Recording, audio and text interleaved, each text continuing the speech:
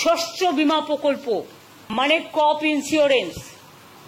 আগে চাষিদের টাকা দিতে হতো, কিন্তু এখন চাষিদের টাকা দিতে হয় না, আর সেন্ট্রাল গভর্নমেন্টের টাকা আসে না, আমরা দিই 100%।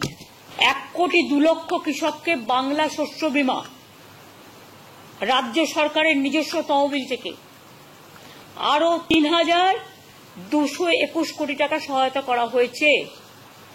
এছাড়াও বন্যা ও দানার মতো নানা প্রাকৃতিক বিপর্যয়ে বাংলা শস্য বীমার সময় সেপ্টেম্বর পর্যন্ত থাকে শস্য বীমা করা, এটা নভেম্বর পর্যন্ত বাড়ানো হয়েছে এবং রাজ্য জুড়ে এর জন্য ক্যাম্পও করা হয়েছে।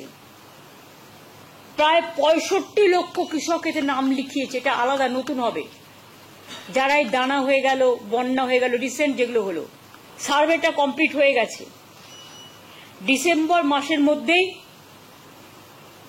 এই ক্ষতিপূরণটা যোগ্য কৃষক, প্রত্যেক যোগ্য কৃষক বা ক্ষেত মজদুর বর্গাদার যেই থাকুক, ক্ষতিপূরণের টাকাটা পেয়ে যাবে। এবছরে যে বন্যা বা দানা হলো সেটার টাকাটাও, কারণ এখন তো কেন্দ্র সরকার বন্যা 1 পয়সাও দেয় না, সেই জন্য।